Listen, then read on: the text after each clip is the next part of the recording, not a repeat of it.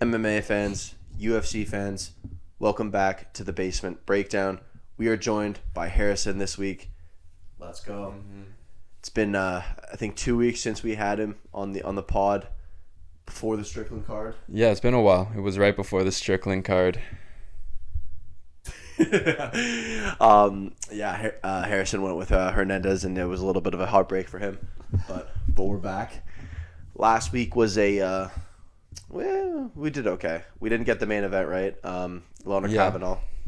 Yeah, unfortunately. Moreno just didn't really look like his old self anymore. He was just getting held up against the cage, battered around really by Kavanaugh. Not impressive, yeah. It was boring.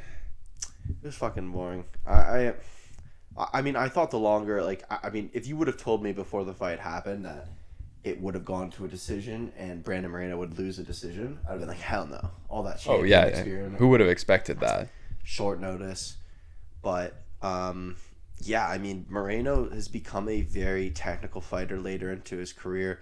Like, in that Steve Erceg fight, we really saw it, when he goes 5 rounds with guys, it's just, even Amir Albazi and stuff, he's able to, those guys not necessarily known for their finishing abilities, but he's just become more of a guy who kind of, uses his movement, hits you, and then it, proceeds to go to the next round.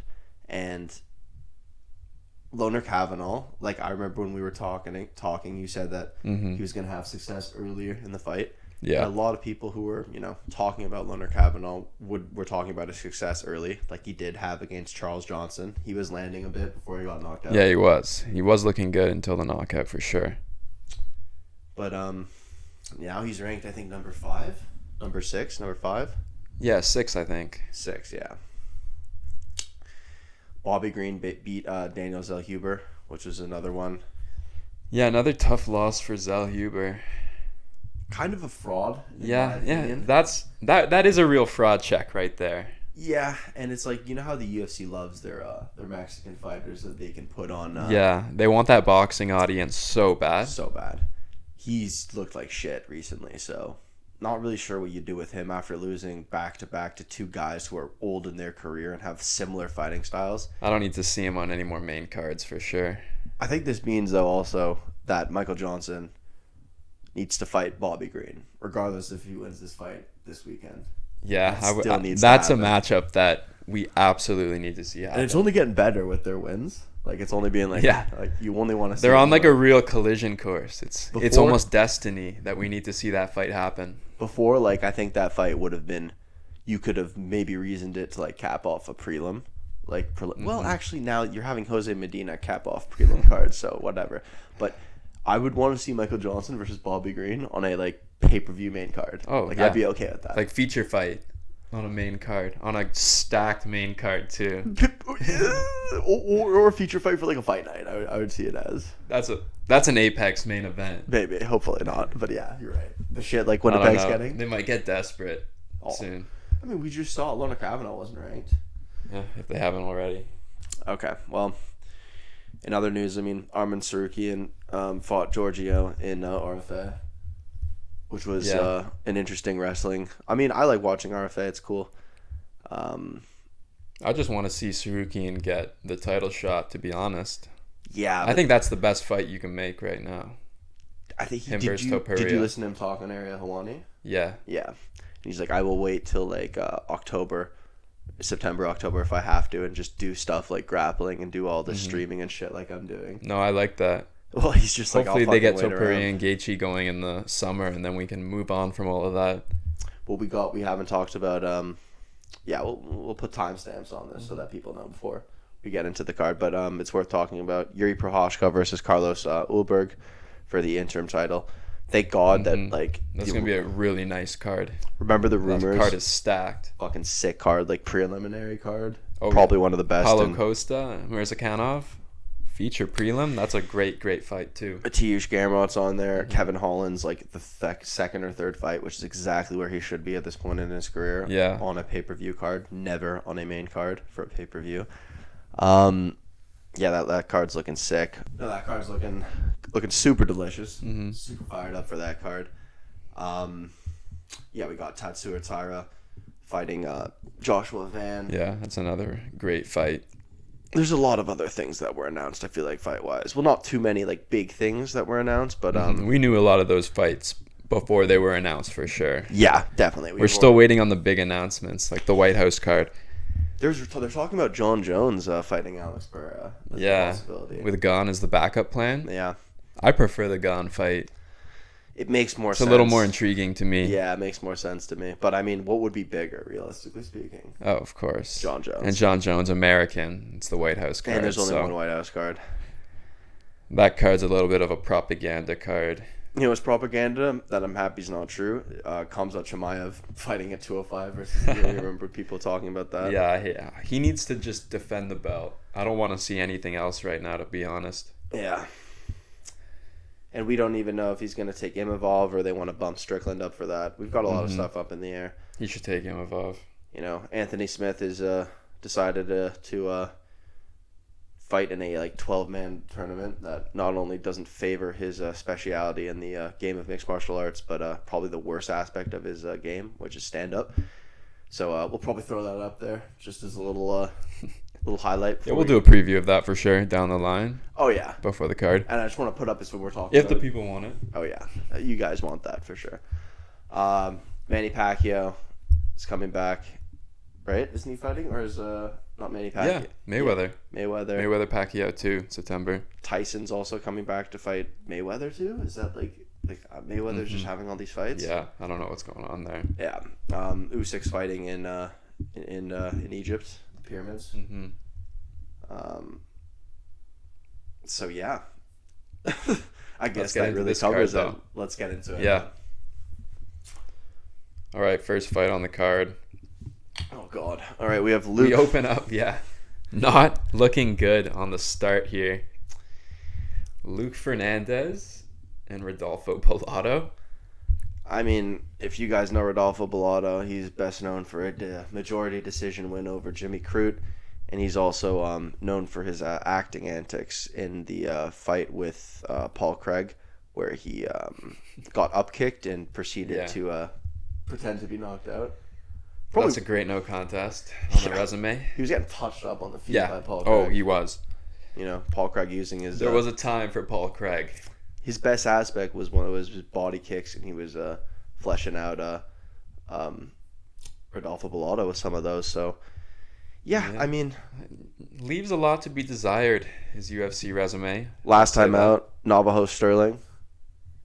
Yeah, lost to Navajo. Looked like shit. Pick Navajo in that fight. And he's a plus 180 underdog in this fight too. Yeah, against Luke Fernandez, who is a Dana White's Contender Series prodigy. Mm-hmm. And making his debut. I'll be honest, I looked at some of his old Cage Fury fights. He can definitely throw. I think he's got a lot of power. And Rodolfo Bellato's not good on the feet. Not at all. He looked like shit in his last fight on the feet. I think Luke Fernandez probably knocks out Rodolfo Bellato. In no way, shape, or form am I inclined to take Rodolfo Bellato. No, not at all. I'm actually kind of surprised he's this... the odds are like this. Like, I think that Rodolfo Bellato should be more of a dog than he is. But maybe I'll be wrong. Doubt it. Yeah, I think Luke gets it done. TKO in the first or second. Luke Fernandez in the debut. I agree. Yeah. And then Rodolfo's... his days are numbered in the UFC. Yeah. Won't really be sad to see him go. No. It's all right. We go up the card. This is in the featherweight division. Harrison, read us these beautiful names. We've got some... Gaston Bolanos and Jeong Lee. This is a road to the UFC veteran, correct? In Lee? Lee, yeah. That is correct. Nice. Love having those boys. He's coming off 2 losses here to Hyder Emil and Daniel Santos most recently. Hyder Emil was undefeated at a point, and then he has lost his last 2. He was... I'll be honest. You look at his resume, his wins are against, along the road to the UFC, and then in the UFC, he's fought nobody. And then two losses. If you look at his counterpart, and then you look at Gaston Bolanos. He last it's just fought as dire. Quang Lei got choked out, rear naked, and before that, Cortavius Ramius, and before that, Marcus McGee, a part of Marcus McGee's winning streak, got standing TKO'd. He's definitely not favored in this fight against. Oh no. Jeong Lee. Lee is minus 255 favorite, and I'll be honest, it's tough with these road to the UFC guys, but. And I'm especially not impressed. Yeah, I do think Lee here. It's a favorable matchup for him. I was just saying I'm not impressed with him, but yeah. I would agree. It's a favorable matchup. It's favorable for him. Yeah, I'm gonna go with him either by decision. He'll throw with him, yeah. Yeah, or TKO. Yeah, I agree. We have Diyar Nurgozhay versus Rafael Tobias. Diyar was undefeated at a point until arriving in the UFC, where he suffered 2 losses to Brinson Ribeiro, which is a fucking shit look on anyone's resume. And it is a tough fight. That's so tough. Round 2 Kimura. Ugh. Yikes. And then you see the name beside it. Yeah. Brinson Ribeiro did that to you. And that's your UFC debut too. Yeah, and then you got his they were trying to throw you a softball after you came up on the Contender fight. Series, and give you a Brinson Dana was sitting there in the crowd that night, let's see what the kid does. Let's see what the kid's got. And then he's getting choked out. Hunter Campbell's like, sorry Dana, I tried, man. I just tried to give the kid a favorable matchup. Yeah, you got Yeong Saltabayev. Subbed again. Yeah, Ezekiel. Round 1 this time. Yep. So regression. Not good. That's tough. They tried to throw him another layup. Yeah, I mean another guy. Out. Well, they tried to get him to prove a point. He came into the UFC. Mm-hmm. Sorry, his opponent really does look like it's a video game picture. Go up. He does on Tapology here. My God, that's like a UFC DLC photo. Wow. Okay. Anyways. Who also he's also fought nobody. No, he beat Jair de Oliveira. This is his UFC debut. Yep. Jair de Oliveira is a nobody. Yep. He's fought nobody too. But he choked him out. He's got an arm triangle. He's got some submissions on his record, which always worries me. He's probably gonna sub him. What's he favorited by? So minus 250 favorite. So they probably feel the same way. He probably just subs Diyar, and then Diyar gets cut, probably immediately, backstage. Or he just has a very good performance and beats Rafael Tobias in this fight. But I'm not comfortable. I'm not comfortable betting on him for sure. We'll go with Rafael Tobias, and I see it either being a decision or a submission win. And if it's a submission win, I think it'll be a lot earlier than later. Yeah, maybe early second round. I could see that. Sure. We'll go with that. Take it up. All right, we move to the flyweight division and another hard fight. Some of these fights will be difficult to predict, so I see a lot of people's... It's going to be a lot of competitive fights for sure. For sure, and I see a lot of people's betting cards being all over the place for this card.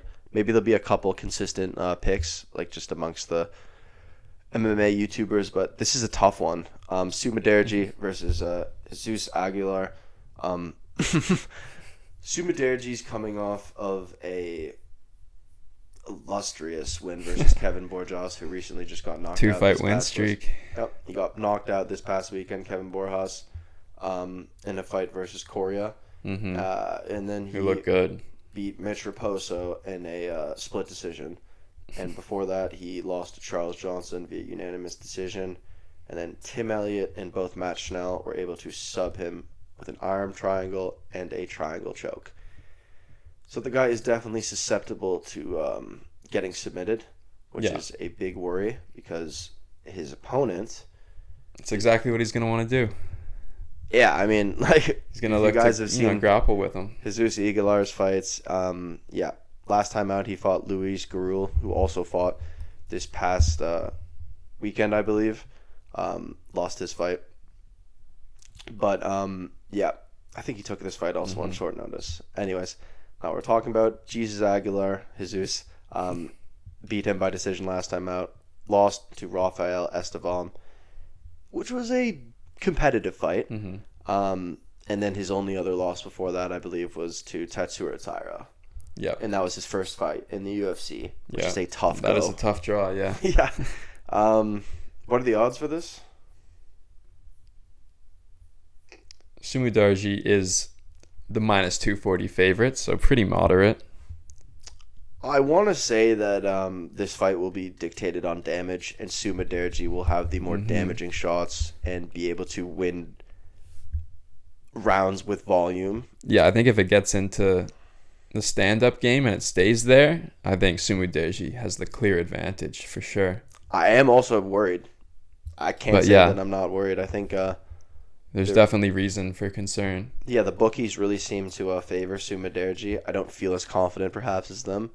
I do feel more comfortable taking him over Jesus Aguilar, but I mean, like, not a bad go in the UFC, you know? Tatsuro Taira, first fight in the UFC. I understand he got submitted, but that's tough. Rafael Estevam, tough. Like, Estevam's good, man. He's undefeated.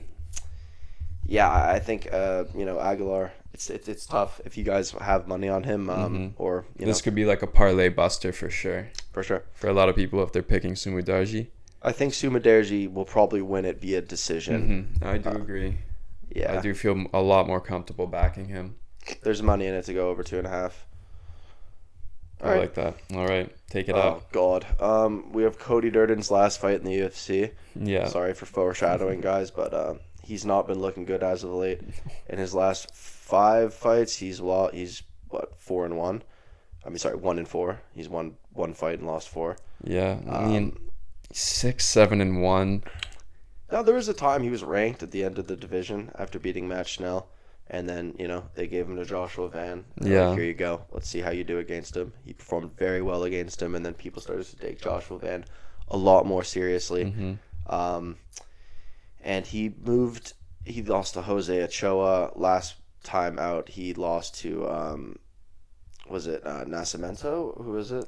Yeah, Alan Nascimento. Yeah, Alan Nascimento, in a fight where he was like showing glimpses of he was doing okay, and then he wasn't doing okay. His fight IQ is questionable. It's questionable. Yeah, Jose Ochoa, the Peruvian, he looked good against Cody Durden. I mean, these are tough fights, and the guy who he's fighting now, whose name I'd rather you try and pronounce than me. Nyanjargal Tumendemberel. Yeah, well... Another Road to the UFC alumni. Yes. Who has he fought, Absolutely nobody. Absolutely nobody. But I just, at this point in Cody Durden's career, I mean, what are the odds on this? I mean, there are chances... Oh, he's a minus 165 favorite. Not crazy. So this is another option on the card. This is like okay, Cody, let's see what you can do before we finally cut you. This is the last straw for him. Yeah. And I feel like it might not end well. He has the skills to win this fight. I looked at some of the footage. Like, he's very... his nickname's the Art of the Knockout, so I'm not going to pronounce his name. Is going to be looking for it. But Cody Durden, I mean, there were times when he was able to put combinations together and look very good on the feet. And then he just ends up walking himself into a finish of some kind. Yeah. Every single time. It's what I think is going to happen. I don't think Cody Durden's going to win this fight, but it's an underdog pick if you guys want to take it. It's a rough one. We move up. It's a tough card, It is. We move up. That's like my motto. It's a tough card. Alberto Montes versus and Ricky Turcios. Featherweight bout. 10-1 versus 12-5. Yeah, we've got a lot of unranked matchups so far. Alberto's gonna... Makes me think about UFC 327. I'm like, that freaking prelim, his card is stacked to the brim. It is. They saved all the fights for that card. Here you guys go.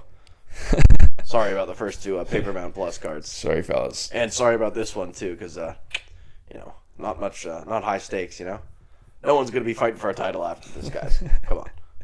This somehow is the most high stakes fight out of the 3 so far, though, when you think about it. Yes. It's going to be the most high level. Yeah, I would say that, well, yeah, I'm probably... for all the stuff that's happened, yeah, I would say I'm probably most excited for this one. Yeah. Out of, yeah, okay. Anyways, Alberto Montes, the promise. his UFC debut, another contender series. This guy's hunting for the submission. You can tell this is a card they've built to just showcase their product here. Or it doesn't get showcased, and they're like, all right. Yeah, or it looks terrible kid, here's too. your money and go. That is also a possibility. Yeah, Alberto Montes, he's submitted his last how many opponents? Yeah, we know what he's gonna look to do. Yeah, before he got knocked out by Ira Lukowski back in 2021 in whatever federation that is. The problem is he hasn't fought in 2 years, and he's waited a long time to make his UFC debut after fighting on the Contender Series in 2024. 2 years is a while to sit around, and I mean I'm sure he's training, but like. Still, it is a long time. And he's grappling heavy inactive. Too. Yeah. But and Ricky Turcios, his grappling defense is not the best. Last time out, I mean, he fought Bernardo Sapage, where he was, taken to a unanimous decision loss. And Bernardo Sapage is, before that, he lost to Raul Rosas Jr. in a fight where he got rear naked choked. Rosas kind of had his way with him. Yep, but we're going to see on this card what Raul Rosas is really made out of when he goes up against the fraud checker himself. But we're not talking about that fight now. Fuck, this could be an upset. I know Alberto's going to be favorited. Yeah, he's a minus 185 favorite. Turcios is plus 160. It's a good opportunity because it's another good opportunity. We could just be very wrong about some of these fights and they go the opposite way because it's tough, honestly. So I like to provide some information for both sides just in case. I think Ricky, just because of recency bias, I mean, he's been active, he's been training, and Alberto Morales isn't particularly good on the feet, so that could be a huge discrepancy just when they fight. Like, he's just hunting too much for the takedown and the submission, and Ricky's just hurting him until he's able to get his way with it. So that's very much a possibility, and that worries me. I almost don't want to take Alberto Morales because of that. He's just such an unknown. Like, we really don't know. But we really don't I'm going know. to trust that he goes in and just gets it done. I will trust with you. In Basement Breakdown, we trust. I think he'll just look very similar to the Roses fight. Yep. All right. I've looked at some footage of him. He looks good, but like it's been 2 years, Well, we have Cody Brundage versus Donte Johnson in the 185-pound division. Cody Brundage he signed this pretty quickly. I remember seeing last time, probably so he didn't get cut. They didn't have enough time to be like, kid, you're out of here. But I don't think you should cut Cody Brundage. He's a really tough guy. And, Mansour Abdul Malik, he goes to a overturned decision. So, no contest. Or not, what was it, like a draw? Yeah. And then he lost to Eric McConaughey in a fight where he should have won. And most recently, in a fight where me and Harrison picked against him, he lost to Cam Rouston, a guy who was very lengthy and had a lot of range on him. And did exactly what we expected. So, yeah. The problem is Donte Johnson and our buddy here share a common opponent, and that is the notorious Cedriques Dumas. Yes, sir. And Cody Brundage has a loss to Cedriques Dumas, and that's a fucking shit fight. Holy crap, is that a bad fight if you go back and watch that? And that's Dante's only win. That was his UFC debut. But he looked good against him. I mean, and he did. He looked very good. He finished him, subbed him in round 2. And he looked good on the Contender Series. He's supposed to fight Nick Klein. And he was supposed to fight Dusko Tatrovic. And now they're giving him Cody Brundage, which I think is a better fight. Dusko Tatrovic is fucking dog shit, even though he got a win recently. I wouldn't. He's a heavy minus 500. Here's what I will say. Donte Johnson's 5'8", and like Cody Brundage is super dangerous. Like the last guy who Cody Brundage fought, Cam Rouston, was so tall, and to be fair, like Cam Rouston, that's his thing. Tall, rangy. Dante's pretty short for a middleweight. I mean, you got Alex Pereira fighting in middleweight. He is, yeah, 5'8". There's no James Vick over 74-inch here. reach. It's not terrible reach, I guess. Again, another opportunity for Cody Brundage on short notice. Like, I think this is a winnable fight for Cody Brundage, I'll be honest with you. But I don't feel comfortable backing Cody Brundage. No, I'm gonna take Donte Johnson. Yeah. I'm gonna take it like I'm gonna think about how Cody Brundage has performed in certain fights, and they have a common foe in Cedricus Dumas, who honestly really just waits around and doesn't fight, smokes weed. So he was the same in that fight as he was, I believe, in his most recent fight. Yeah, every fight. Donte Johnson, we're gonna go by finish. I think it'll be an entertaining fight because Cody Brundage is always in entertaining fights. Well, I don't know. Cedric Dumas might actually be underrated, in my opinion. He's one of my favorite fighters. We move up. All right, Cody Garbrandt, the former champion at 135 pounds, returns to the octagon against Long Zhan. Wow, this is a shit fight. Another road to the UFC. This is a fight where he's coming off a loss too. To Su Young Yu, who's pretty good. I don't know a single one of these names. You know Quang Le, who he beat. Quang Le is, lost to Santiago. Yeah. But it's tough. Who are these road to the UFC guys? The competition is just so watered down. Yeah, and for Cody Garbrandt, he lost it. Like, you give him anyone who's moderately, good, and he's gonna lose. Like Davison Figueiredo. Yeah. Who did he beat before? He beat Brian Keller. Yeah, his last win's Brian Jones. To be fair, I was talking to Harrison earlier. His most recent fight with Randy Barcelos is on a 4-fight win streak with wins over Payne Talbot and most recently Ricky Simone.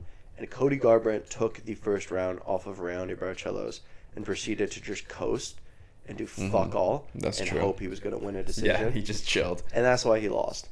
So he still has the ability. Like, Randy Barcelos, that aged well, I guess, is what I'm saying. But that's also dude, what is the fight IQ in that situation?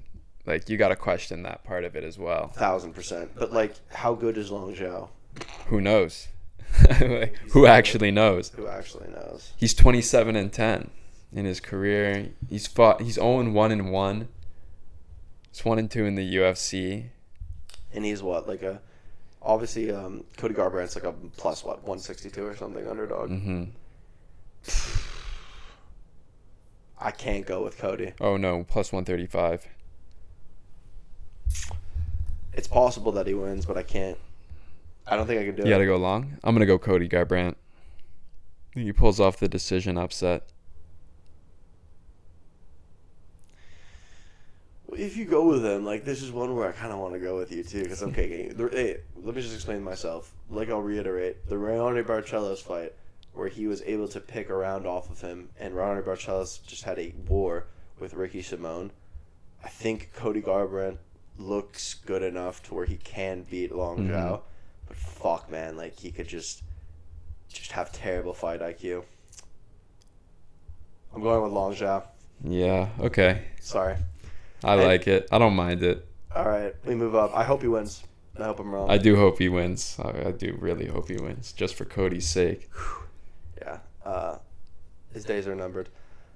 Gregory Rodrigues versus Brunno Ferreira to enter the main card. Yeah, this will be a fun fight. This is a rematch at 185 pounds. Robocop is coming off of a win versus Roman Kopylov.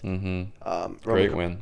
Yeah, Roman Kopylov has kind of been on a downward spiral. He is not as good as perhaps I thought he was when I picked him against Paulo Costa. But Brunno Ferreira has looked very good. He was able to beat Marvin Vettori via decision last time out, where we took him in a fight. It seems like every fight Marvin Vettori is in with a guy, people call robbery after it's over. I know. For some reason, like, people just feel that way about Vettori. Yeah. And they're all Italian. Yeah. Not necessarily even. But he beat Jackson McVeigh of the Contender Series, who hasn't won a fight in the UFC. Yeah, that's another Contender Series dud.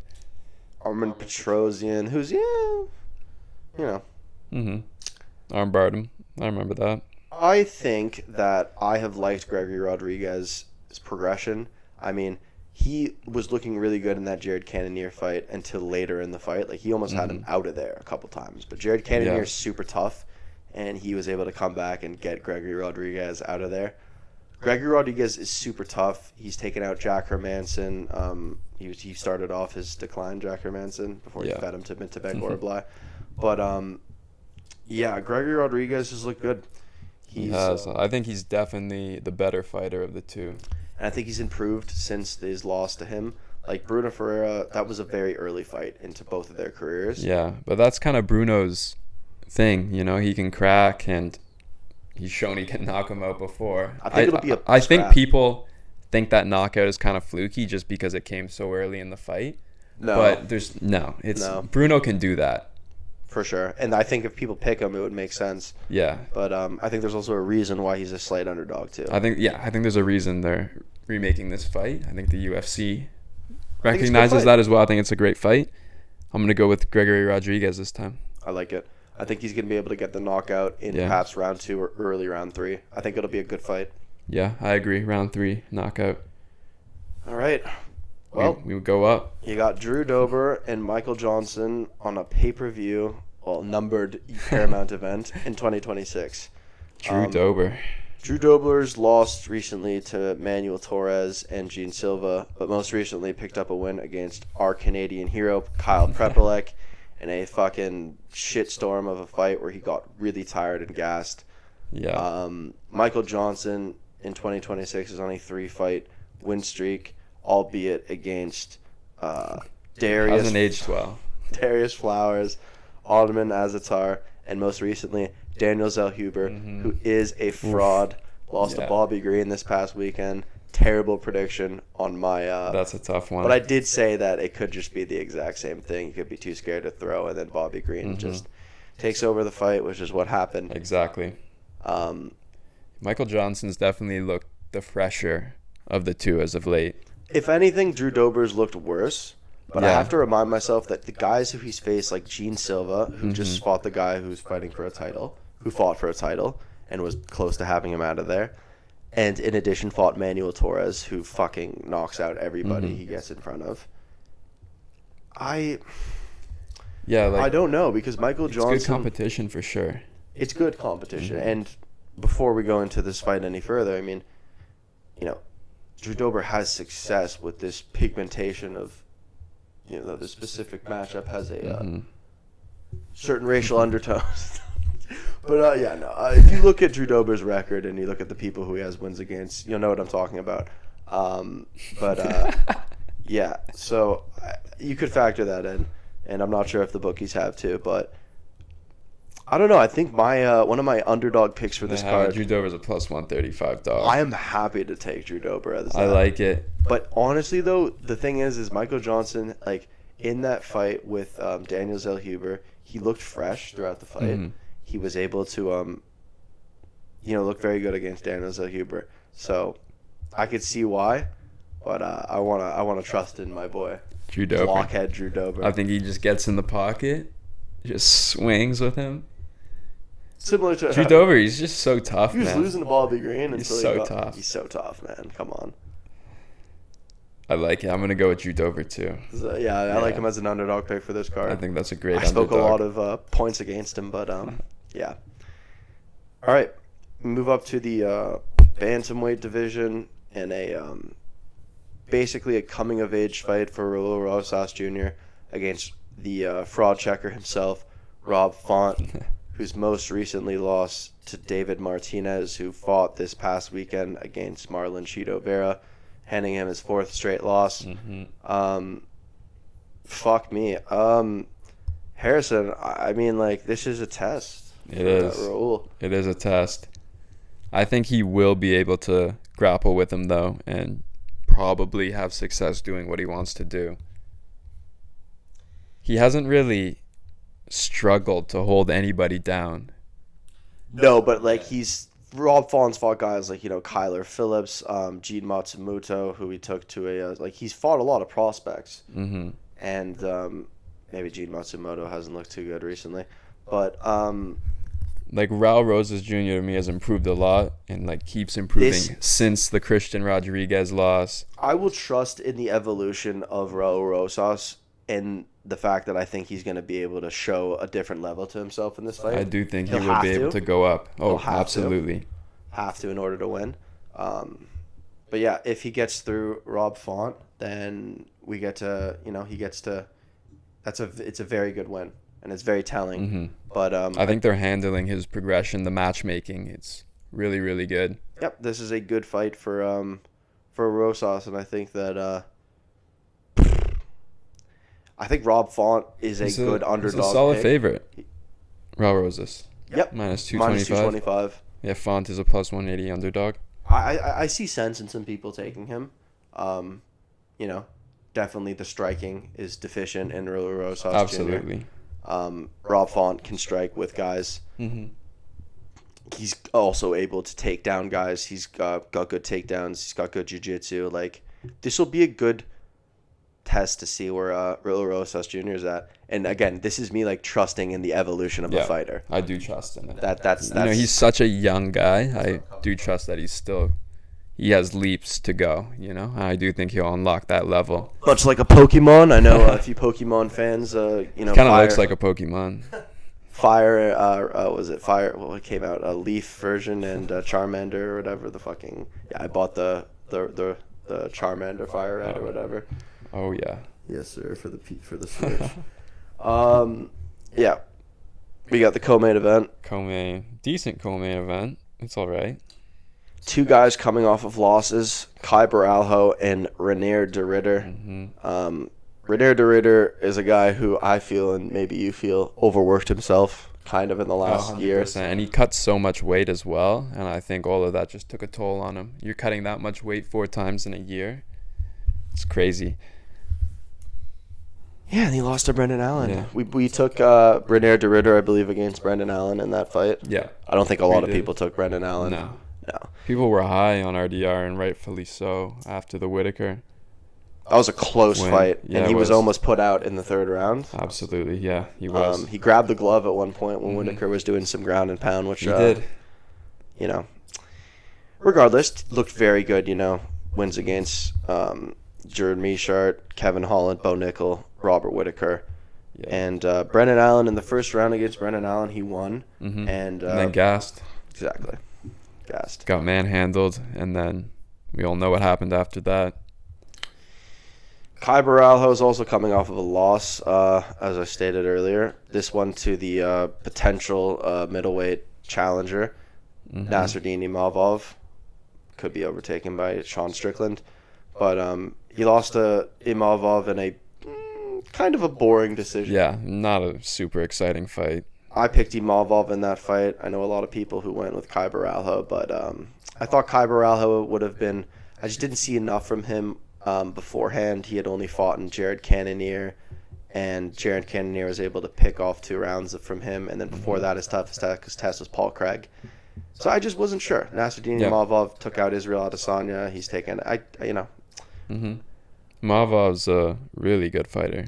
This is a tough fight. It's a tough competition. I want to reference the grappling match that Caio Borralho had with Brendan Allen, where he fucked him up. He did. Manhandled him. I think that I think this fight could go very similar to the Brendan Allen fight. I know RDR got gassed there. He might not get as gassed this time, but I think it just goes so similarly. Yeah, I think he'll get taken down and held down a bunch by Caio Borralho. He's just going to be able to wrestle with him, just grapple. The later the fight goes have on, his way, yeah. The later the fight goes I'm not going to lie. Younger, fresher guy. He's a minus 260 favorite for a reason.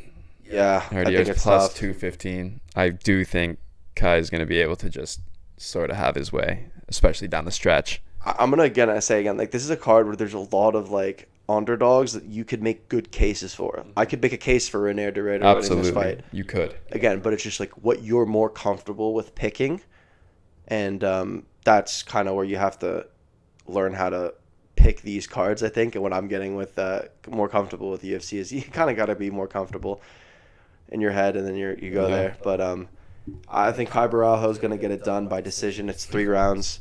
You know, Yeah. I think the later the fight goes. I think he might 30-27 him if it goes decision. Renier, yeah, I think he could look good at the first half of the first round, and then we'll see Caio Borralho implement his game plan. Mm-hmm. And then Once he gets his hands on him. then we'll see how the rest of the fight will play out. Yeah, I agree. All right, little interruption for the last stretch, but what we were saying was we were just talking about Max Holloway and Charles Oliveira. The main event of the evening. We went into it a little bit, so let's try and pick up. Yeah, I think personally that Max Holloway has looked more impressive as of late. Yeah, absolutely. More so than Charles Oliveira. Now, they both fought the champ, Ilia Topuria, who, probably would be fighting Justin Gaethje, and both got knocked out. Yeah. Charles Oliveira, he tried some grappling against Ilia Topuria, and that didn't work out. It took... Max Holloway definitely had probably some of the most success we've seen against Ilia Topuria. Maybe guys like Jai Herbert. Only more. Yeah, it's probably true.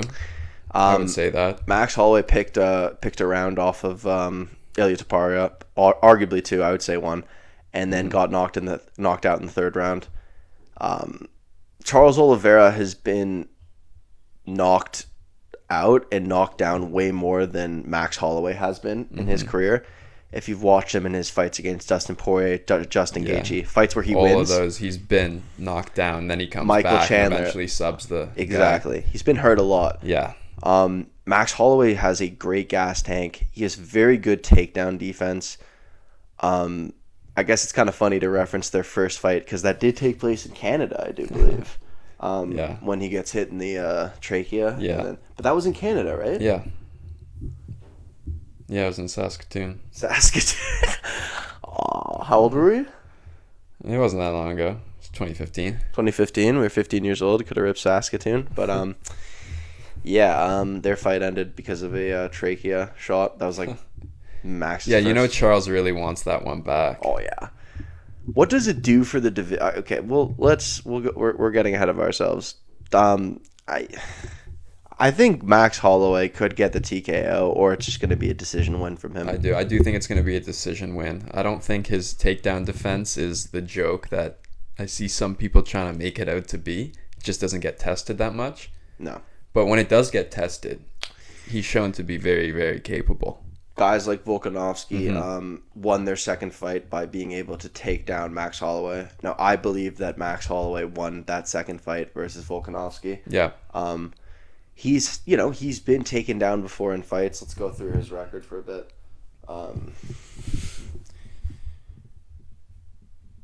Arnold Allen, Diyar, well, he doesn't really get taken down. No, Alexander he doesn't. Volkanovski, Brian Ortega turned it into a stand-up fest. Jose Aldo wasn't really able... it doesn't really happen. Yeah, it doesn't really happen. Now, Charles Oliveira is a lot better than a lot of these guys. He's got the most submissions in his in the UFC. Is that correct? Yeah. So that has to be taken into account. He's coming off of a very nice submission against... Very nice win against Garbrandt. I think that'll age super well. I just think that Max Holloway is... I just think he's better. I'm not comfortable with taking Charles Oliveira, and I think that I see more ways for Max to win this fight. He can hurt Charles Oliveira, which I think he will, because Charles Oliveira gets hurt in every type of fight. And, he got hurt against Dustin Poirier not long ago, and Max beat a, version of that Dustin Poirier. Yeah. And looked very good against him. He could have finished that version of Poirier, I feel like, when he had him hurt there in the first round. 100%. He got knocked down himself, though. He did get knocked down himself later. He lost one round. His chin has sort of faded a tiny bit with Topuria and that Poirier fight, but I do think he still is the better fighter overall. 100%. And I don't think, I think this will be he was giving it to Dustin there, and at the end when they do the point down to the middle and Dustin didn't want him, and Dustin was trying to clinch. That was a tough way to go out. Yeah, that's why I don't need to see Dustin fight again. Come on, take your roids and your veneers and just enjoy it, man. Enjoy it. Go have another couple girls.